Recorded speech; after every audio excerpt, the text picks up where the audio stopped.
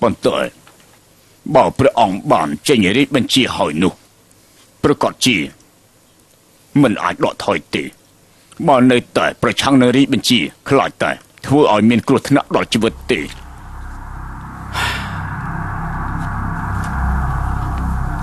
បើតាមខ្ញុំយល់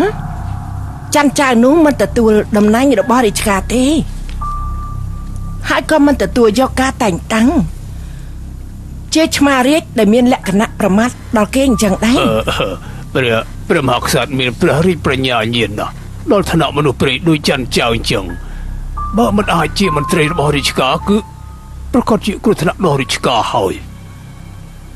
បើមិនបំរើយើងត្រូវតែសម្លាប់ចោល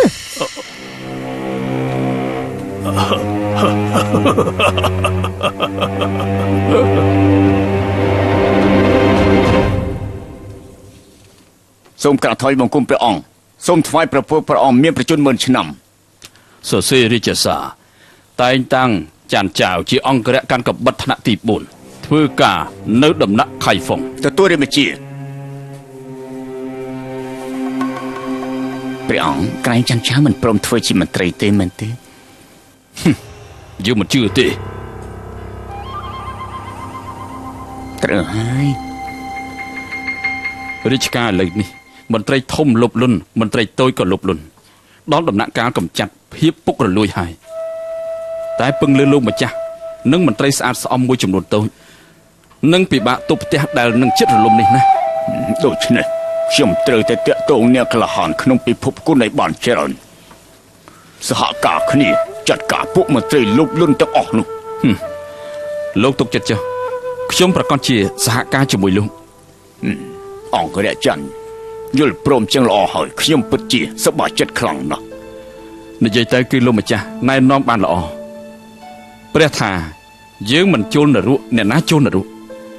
ឲ្យតែអាចជួយលោកម្ចាស់កំចាត់មន្ត្រីលុបលុនបានច្រើនរកសុភមង្គលឲ្យរាជខ្ញុំសុខចិត្តស្លាប់ក៏មិនរុញរាដែរលោកអាម៉ាតអួងមកដល់ហើយ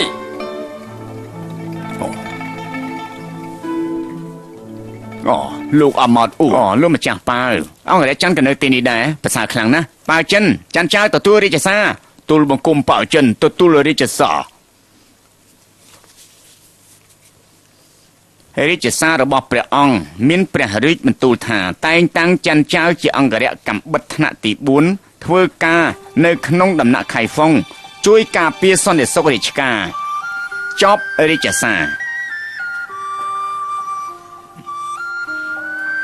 ទូលបង្គំសូមទទួលរាជសារព្រះអង្គ10000ឆ្នាំ10000ឆ្នាំលោកម្ចាស់ទាំងពីរក្រោកឡើងលោកម្ចាស់ច័ន្ទព្រះអង្គស្រឡាញ់លោកទើបតែងតាំងលោកមិនថានៅដំណាក់ខៃហ្វុងឬនៅក្នុងរាជវាំងទេគឺសុទ្ធតែបម្រើរាជការទាំងអស់ដូច្នេះត្រូវបំពេញឲ្យបានល្អអរគុណលោកអាម៉ាត់ដែលបានណែនាំច័ន្ទចៅខ្ញុំយល់ហើយបើយល់គឺល្អហើយបានន័យថាលោកម្ចាស់ច័ន្ទគឺជាមនុស្សឆ្លាតទើបល្អនៅលើលោកនេះមានតែមនុស្សឆ្លាតនិងមនុស្សអាក្រក់ទេដែលរស់បានយូរលោកមើលទៅអ្នកដែលស្លាប់គឺសុទ្ធតែជាមនុស្សល្អនិងមនុស្សល្ងង់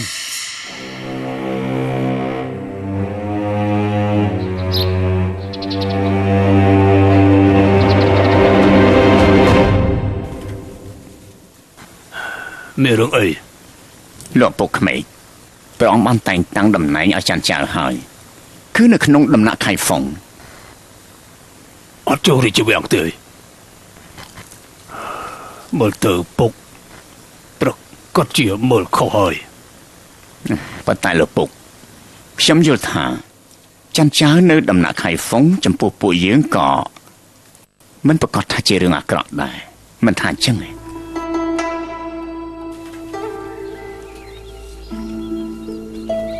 លោកម្ចាស់រឿងដែលខ្ញុំបារម្ភគឺមិនមែនត្រូវពិភពគុណទាំងមូលយល់ច្រឡំរហស្សនាមឆ្មារាជទេណាត្រូវហើយ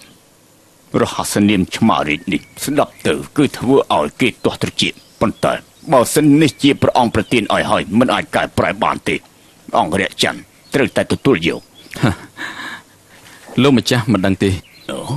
ខ្ញុំមិនមែនបារម្ភគេឈ្មោះផ្ទាល់ខ្លួនទេរឿងនេះគឺអញ្ចេះនៅខេត្តសុងជាងនេះ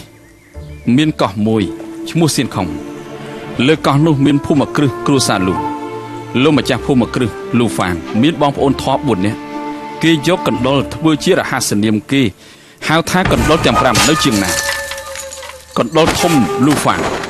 មានរហស្សនាមថាកណ្ដុរហោះហើយគឺជាបងធំជំនាញខាងតោងឡើងមុខស្វាយពុកមាត់ស្រមោមជាមនុស្សទៀងត្រង់មានគុណធម៌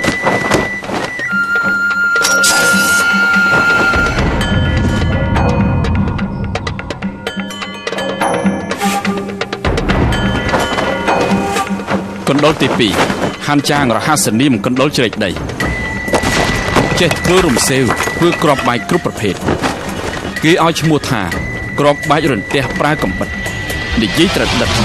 មានអ្នករឹងរូបចូលចិត្តខឹងគេមានរឿងអ្វីមិនព្រមនិយាយប្រាប់គេសុកចិត្តលាក់ទុកនៅក្នុងចិត្តកណ្ដុរទី3ស៊ីឈីងរហស្សនាមកណ្ដុរឡើងភ្នំអ្នកស្រុកសានស៊ីគឺជាជាងប្រើញញួរជំនាញពង្រួញខ្លួនអាចចូលរួមភ្នំ18កន្លែងចរិតឆេវឆាវធ្វើការឆេវឆាវធំតែមានតែខួរក្បាលល្ងងកណ្ដុរទី4ជាងភិញមានរហស្សនាមកណ្ដុរក្នុងទឹករាងស្គមតូចដូចជាអ្នកឈឺប្រើបន្លាអឺមីអាចរស់នៅក្នុងទឹកបើកភ្នែកមើលឃើញមានល្បិចកលពូកែគិតគូពូកែនិយាយគឺជាមនុស្សឆ្លាត